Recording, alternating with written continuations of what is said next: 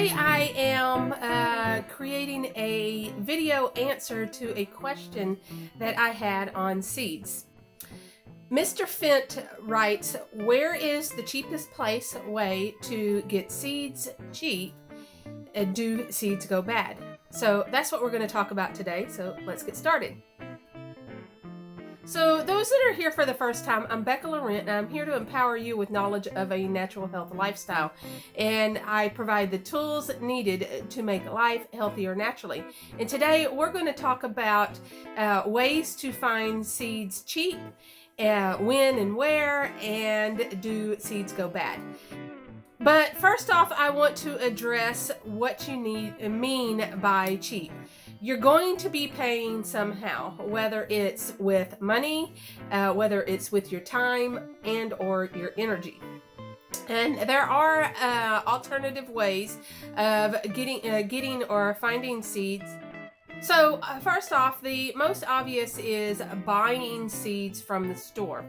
But where do you even start? When thinking about addressing the question of where to find seeds cheap, the first thing that came to my mind is maybe the discount stores or closeout stores or maybe even a dollar store. And I thought if that was a viable option, and my experience and my opinion is no. You don't know how long those seeds have been available and how viable they are.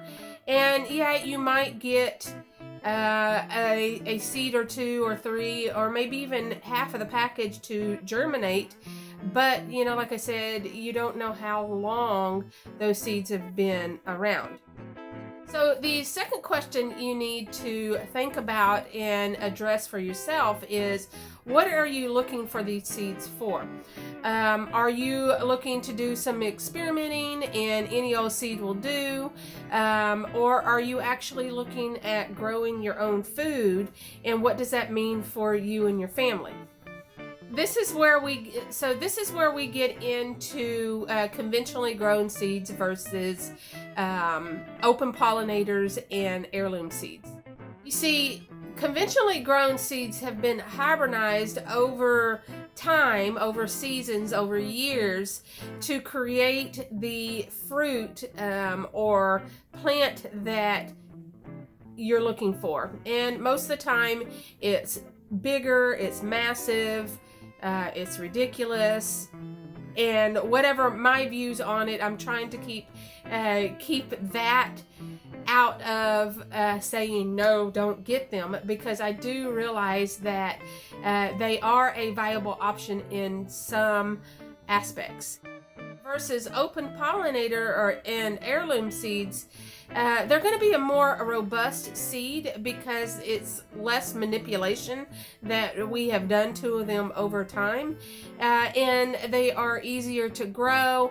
They're easier to manage without all of the chemical fertilizers and pesticides and this and that and babying the plant. You don't necessarily have to do that with heirloom seeds, and that's why I like going for those seeds. That's because I don't use chemicals in my garden. So that would be something that you would need to address. And if you think about it, using conventional seeds and the conventional way of growing, you're going to be spending a lot more time, a lot more effort, and a lot more money in the long run of the life of the plant to receive a plant at the end of the season, or receive the fruit or vegetable at the end of the season. So that might be something that you need to weigh out on whether you want to go with conventional seeds versus heirloom. So that may actually weigh out to even on spending money up front versus spending money over the season to get your plant at the end of the season. Make sense? And okay, back to the question of cheap seeds. There are other ways of getting seeds cheap. If you're just starting out and don't have seeds, you can buy 1 or 2 varieties of a quality seed from a reputable seed company for relatively cheap. You can do seed swaps, whether it's from your neighbor or getting a hold of a group of people. You know, people are swapping seeds all the time. And I haven't run into very many good gardeners that aren't willing to share their seeds. 1 or 2 or 3 of a variety or 2 is no big deal in the greater scheme of things to get somebody's feet wet in creating their own garden. So that is a viable option. And then there's also wildcrafting. So I mentioned earlier that you'll be giving up something, or you'll be giving something, whether it's your money, your time, or effort.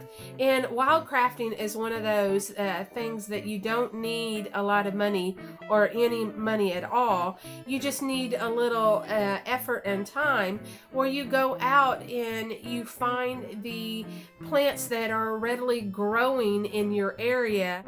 It doesn't take much effort to pick a leaf off the ground and use that in your salad.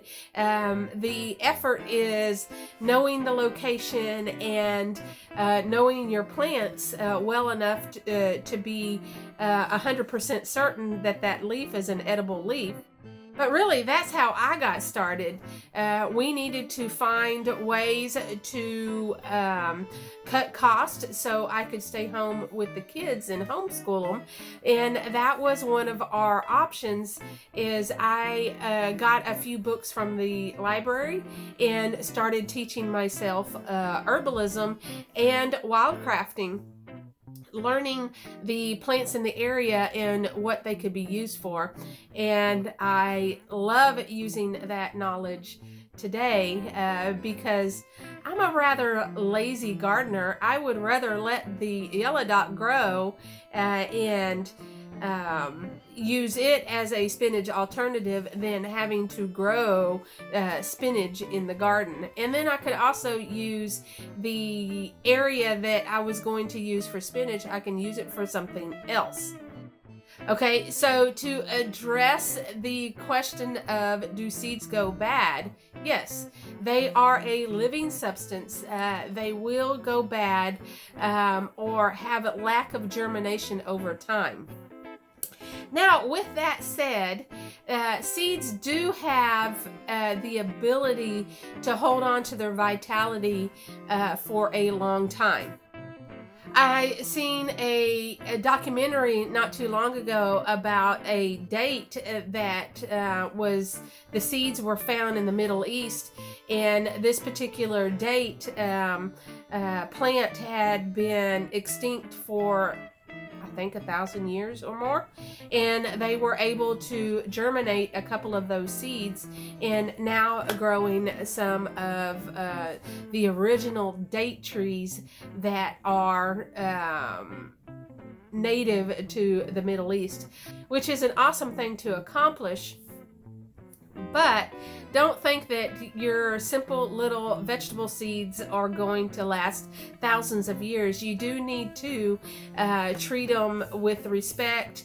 You need to provide the proper place for them and rotate them on a regular basis. And I'm meaning within 5 years, you should be gone through your seeds that you have and have fresh seeds available in your rotation. And with that said, with your original investment, you don't have to go out and buy new seeds every year, especially if you are using heirloom open pollinator seeds, because you can collect those seeds and reuse them versus the conventional plants that we see today. A lot of them, for one, won't germinate the seeds because they're so hybridized, or you're not going to get the same plant the second year that you had the first year. So it will the fruit will look different over time if you're able to reuse that particular seed. And it really depends on the variety and the type of plant. That's why I'm trying to be fairly vague with my description on seeds. I'm not trying to get specific with a specific plant. But also, with that said, when investing in seeds, you don't need to buy hundreds of packages of seeds. You can pick a few plants that you're wanting to grow in year one and grow those and save the seeds. And I created a video, I'll leave it in the description section, of the seeds or the plants that, as a new gardener, that I might suggest that you look at. So you can find that in the description section. So with that said, let's go back to the original question of where to find cheap seeds. And thinking about it, and thinking overall, and I still do this today, the big box stores.